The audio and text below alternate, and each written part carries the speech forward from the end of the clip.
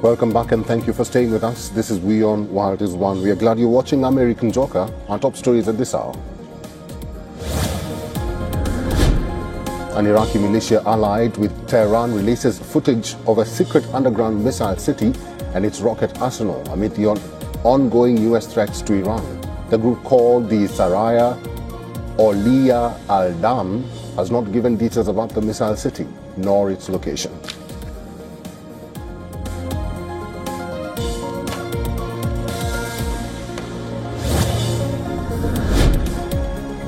Iranian members of parliament donned green attire to show support to the Islamic Revolutionary Guard Corps after the European Union designated it a terrorist group. Iran also designated all EU militaries terrorist groups in response.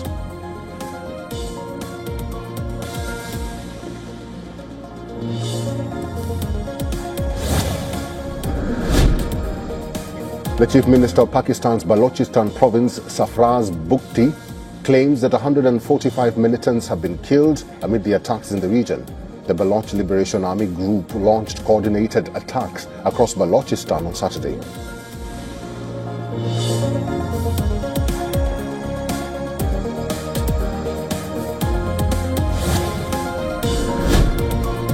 A bus crashes off a highway near the southern Turkish city of Antalya, killing 8 people and injuring 26 others.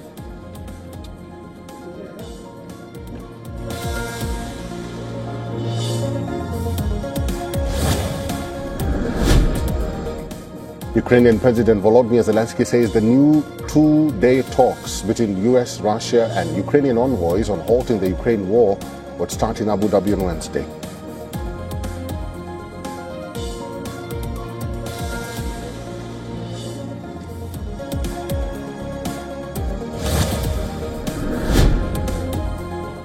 Slovakia's National Security Advisor, Miroslav Lajčák, resigns over his links to the late convicted sex offender Jeffrey Epstein, but denies any wrongdoing.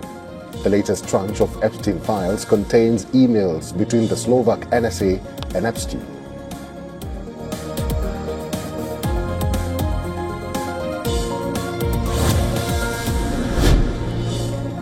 To boost global competitiveness, the budget proposed customs duty cuts on critical minerals like monazite and inputs for solar gas and nuclear energy. Additionally, a tax holiday until 2047 has been proposed for foreign companies procuring data center services in India, aiming to strengthen digital infrastructure.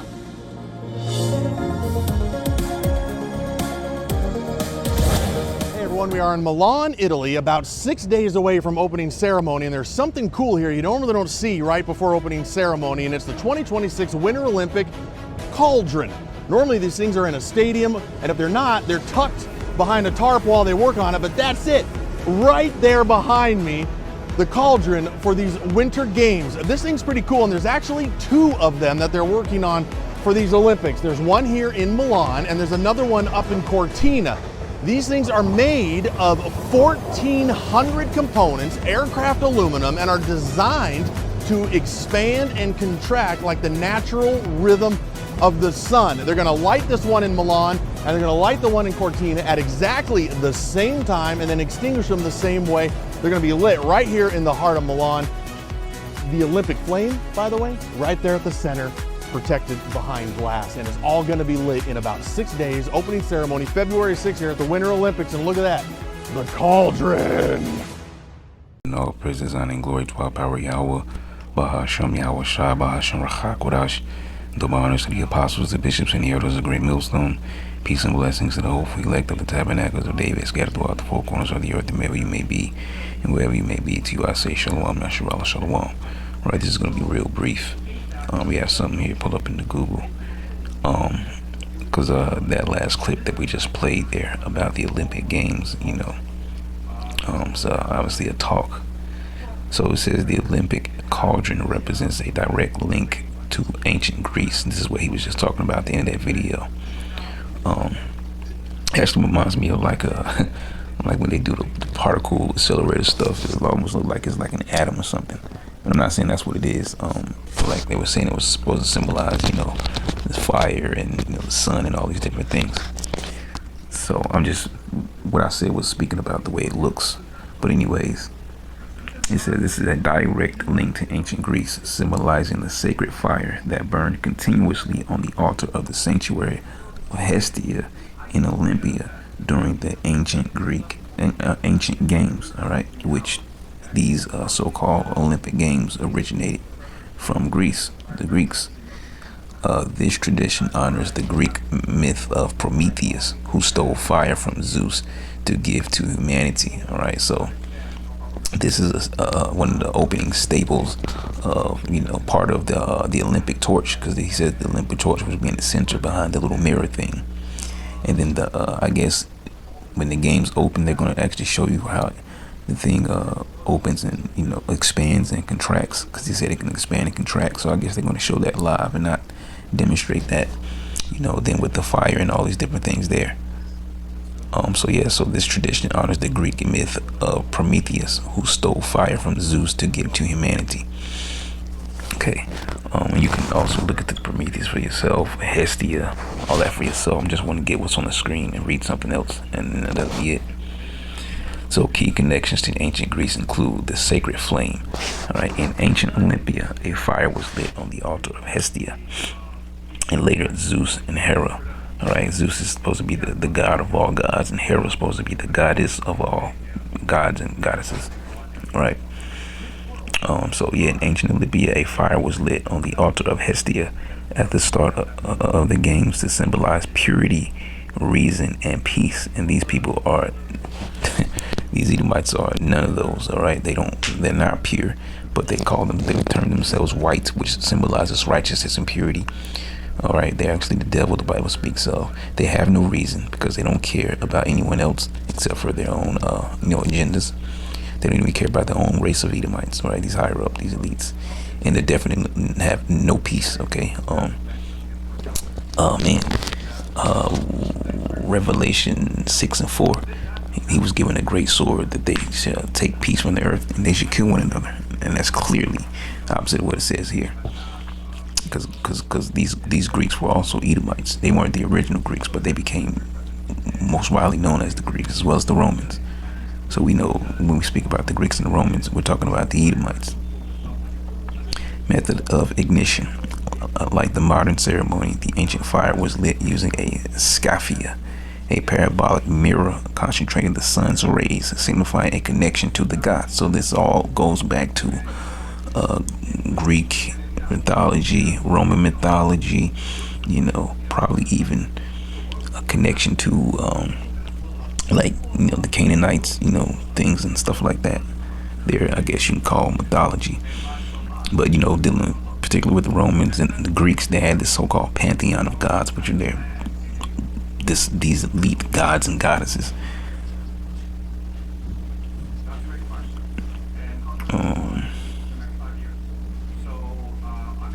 Okay, I'm gonna come back to this.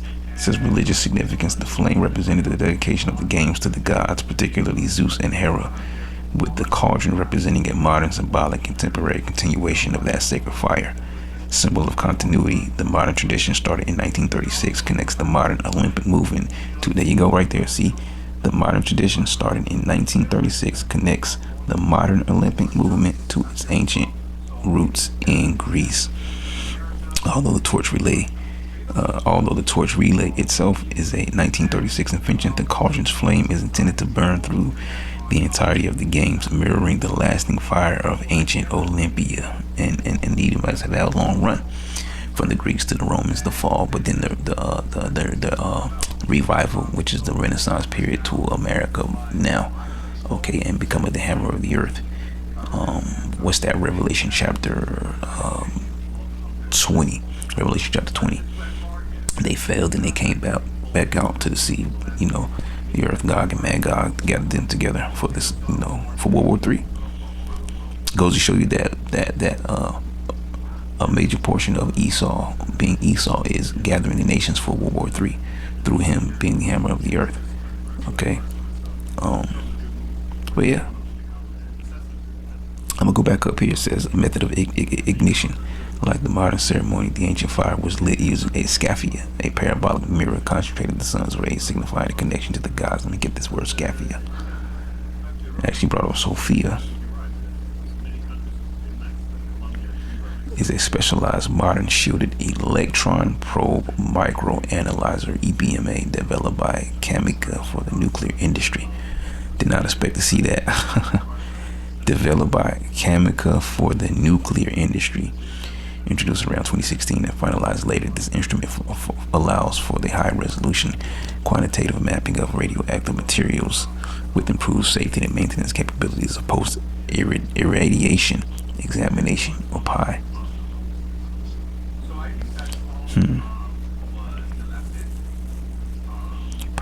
Purpose. It is designed specifically for analyzing radioactive samples such as nuclear fuel characterization and waste management. So I don't really know what this is getting to, but that's interesting that came up. To kindle the bear with me. So it says to kindle the, pretty sure it's supposed to say flame. It says the ancient Greeks used a scaphia, a type of crucible, to concentrate the sun's rays and set fire to dry grass. Vestal versions dedicated their lives to guarding the sacred Olympic fire to ensure that it was never extinguished. All right, so we're not going to get too far into all this stuff here, but you know, the overall point is, you know, all these things, different things that we see going on, go back to certain ancient customs and things of that nature, and a lot of it is centered around, you know, witchcraft, sorcery, magic, and things of that nature. And one of the big major things is, you know, rituals. Okay, some are secret and some like these are open, because these things, you know, have nothing to do with us. All right, and these people of the world play a part in it, which is why I want to read some of this here, and we'll just close it off. So this is second Maccabees chapter 4. We start here verse 7. But after the death of Seleucus, when Antiochus called Epiphanes took the kingdom, Jason, the brother of Onias, labored under hand to be high priest, promising unto the king by intercession 360 talents of silver, and of another revenue 80 talents. So he's trying to buy his way into the high priest office, right, against his brother, or from his brother, I should say. Beside this, he promised to assign 150 more if he might have license, in other words, just permission, to set him up a place for exercise and for the training up of youth in the fashions of the heathen, and to write them of Jerusalem by the name of Antiochus. All right, so this is what he was looking for permission to do as high priest over the Israelites, turn them towards the Greek, fashions. All right. So which when the king had granted, and he had gotten into his hand the rule, he forthwith brought his own nation to Greekish fashions. There you go. His own nation being what? Israelites. And the royal privileges granted of special favor to the Jews by the means of John, the father of Eupolemus, who went ambassador to Rome for amity and aid, he took away. And putting down the governments which were according to the law, he brought up new customs against the law. For he built gladly a place of exercise under the tower itself. Okay, places of exercise is talking about basically what we would know in modern day as gyms, gymnasiums. Okay, going back to the what's the Greek word? Gymnos, I believe, which is to be naked or exercise naked.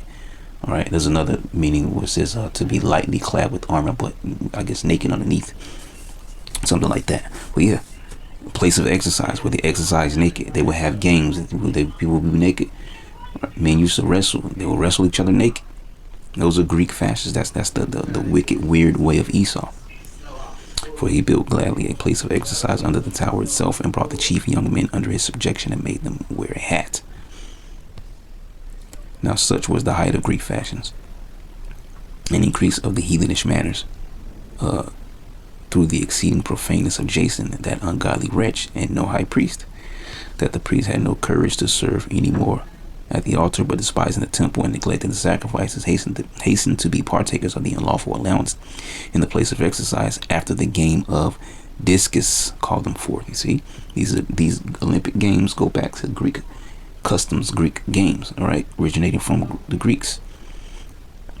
Not setting by the honors of their fathers, but liking the glory of the Grecians best of all. And this is even what Israelites are doing today.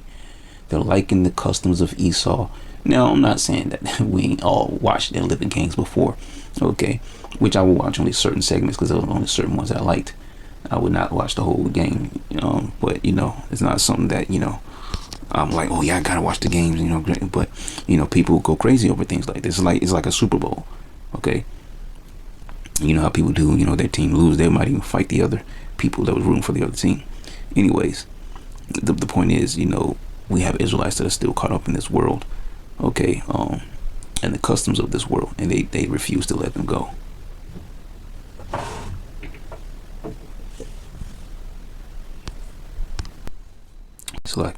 So it says, by reason whereof sore calamity came upon them, for they had them to be their enemies and avengers, whose custom they followed so earnestly, and unto whom they desired to be like in all things. See? For it is not a light thing to do wickedly against the laws of the power of the Most High, but the time following shall declare these things. Now, the times following shall declare these things. Now, when the game that was used every 5th year was kept at Tyrus, the king being present, this ungracious Jason sent special messengers from Jerusalem, who were Antiochians, as we just read up above, right? Israelites calling themselves after this heathen Edomite Antiochians, right? To carry 300 drachms of silver, a form of money, to the sacrifice of Hercules, which even the bearers thereof thought fit not to bestow upon the sacrifice, because it was not convenient, but to be reserved for other charges. This money then, in regard of the sender, was appointed to Hercules' sacrifice, but because of the bearers thereof, it was employed to the making of galleys, right? And so you see what was going on here. Israelites who were gladly conforming to the ways of the Edomites, these Greeks at this particular point in time, okay? And you have the same thing today. It's just more widespread. Well, they want to conform to Allah or Jesus or Buddha, or even we just, on a general level, to the ways of Babylon, like these so-called Greek games, and getting caught up in these games and sports events. Not saying, okay, yeah, it's entertaining, watch somebody, pay, two people beat each other brains out for money. It's not our customs. Okay, but I mean, you might find a form of entertainment out, but I mean, in the sense of our people in the world, where they just go head over heels. Like if they say, there's a Super Bowl going, and then or the basketball tournaments, and they say, we're gonna stop, and shut down this season right here, just the middle of the season. People will lose their mind. Tell them the prophets are gonna be taking over the streets. I'm like, what the hell are you talking about? Prophets, man, get out of here. What about them games? Okay. So this is what, this is part of our people being wrapped up in this world and not looking for the world to come. Now, when Apollonius, the son of Menesthius, was sent into Egypt for the coronation of King Ptolemus, Philometor, Antiochus, understanding him not to be well affected to his affairs, provided for his own safety, whereupon he came to Joppa, and from thence to Jerusalem, where he was honorably received with Jason and of the city, and was brought in with a torch light. You see, this so-called, they're calling it cauldron, right? Brought in with a torch light, and you have the torch that is brought in, and he says the torch is going to be set behind the mirror, as we read about, right? In this thing that's supposed to symbolize the rays of the sun that contracts and expands. See? This is all part of their sorcery, their witchcraft, their magic, and as we mentioned, their rituals. Yep, so he's brought in with a torchlight and with great shoutings, and so afterward went with his host into Phoenix.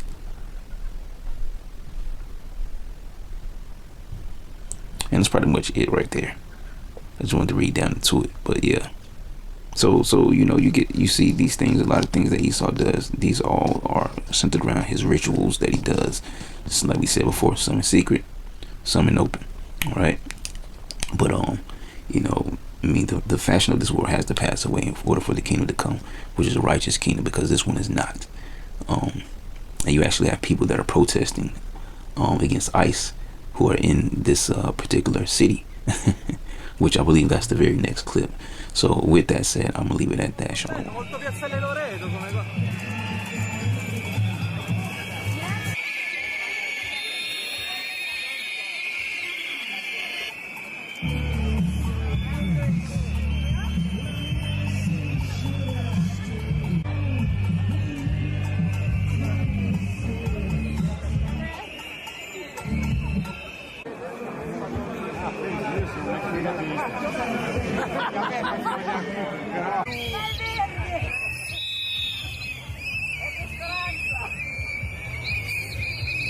Protest.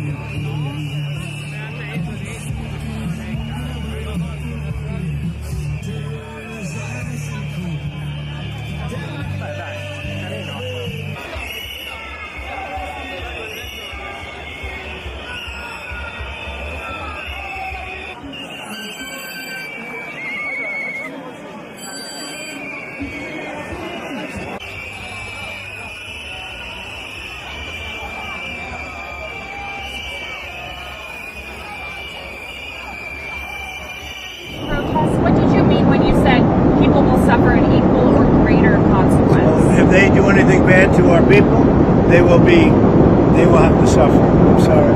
If they start spitting in people's faces, punching our people, punching our soldiers, our patriots, they will get taken care of in at least an equal way.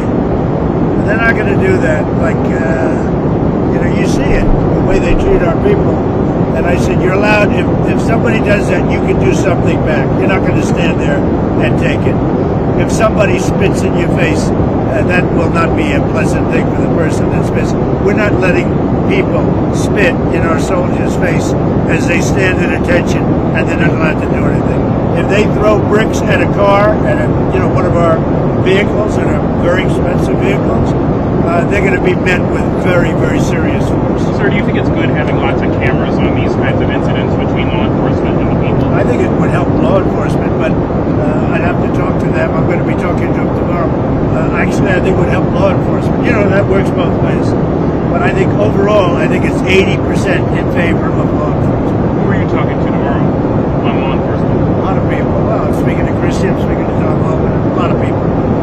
We have it in good shape. And Minnesota crime is way down because of what we've done. We've taken out thousands of criminals.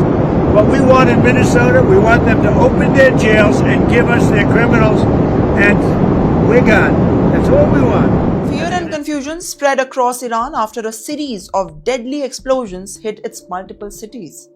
Well, at least 5 people have been killed and more than 14 injured. And this is the data according to the officials.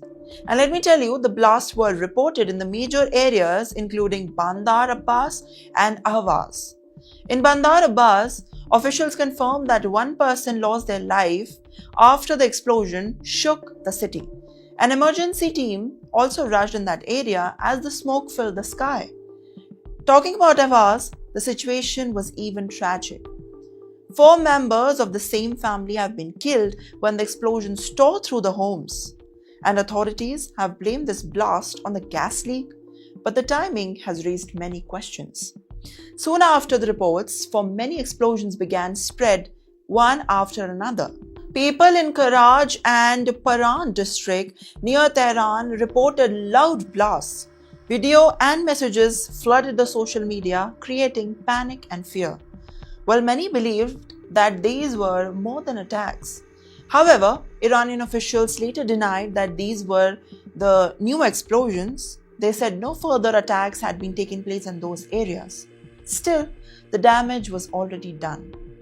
People were scared, roads were blocked, and sirens echoed through the neighborhoods. These explosions came at the very tense moment of the region. Well, Iran is preparing for a major naval exercise by the Revolutionary Guard in the Strait of Hormuz. And this is the waterway in one of the most important routes in the global oil supply. And at the same time, tensions have been between Iran and the United States remain on the high stakes. Well, because of this, many online users are asking a serious question. Are these explosions just incidents or something bigger that was happening in the background? So far, there is no official confirmation to the foreign involvement, but many suspect that. Authorities say that investigations are ongoing and they will reach to the point very, very soon. But when the blast hit multiple cities within hours, people naturally fear the worst. Well, families are grieving, hospitals are treating the injured, and you know what? Millions are watching closely to see what happens next. This is a developing story and facts are still coming in. What is clear is that ordinary people are paying the prices for fear, tension, and uncertainty. As the region stays on edge, the world is waiting for the answers. In a retaliatory move, Iran has declared the armies of European Union countries as terrorist groups. The announcement comes days after the EU agreed to add Tehran's Islamic Revolutionary Guard Corps to the bloc's list of terrorist organizations. Its decision follows the Islamic Republic's bloodiest crackdown on protests since its establishment in 1979. Armies of European countries are considered terrorist groups, and the European Union is responsible for the consequences of this decision. The mostly symbolic announcement comes amid heightened tensions in the Middle East as US President Donald Trump weighs a possible military strike against Iran. Security forces have used extreme brutality against demonstrators in recent weeks, with rights organizations estimating as many as 30,000 people have died. By seeking to strike at the Guard, which itself has been the greatest barrier to the spread of terrorism to Europe, Europeans have in fact shot themselves in the foot and once again, through blind obedience to the Americans, decided against the interests of their own people. The Revolutionary Guard, which also controls Iran's ballistic missile arsenal and has vast economic interests in Iran, answers only to the country's 86-year-old supreme leader, Ayatollah Ali Khamenei. حالا این آقا هم همینطور مرتباً ادعا میکنه ولی ما ناب آوردیم چه کردیم. به نظر من ملت ایران رو از این چیزا نباید ترسوند. ملت ایران تحت تأثیر این حرفا قرار نمیگیره، از برخورد حق نمیهراسه. ما شروع کننده نیستیم، ما به کسی ظلم نمیخوایم بکنیم، به کشوری حمله نمیخوایم بکنیم، اما در مقابل اون کسی که طمع داشته باشه حمله بخواد بکنه، اذیت بکنه، ملت ایران مشت محکمی به او خواهد زد.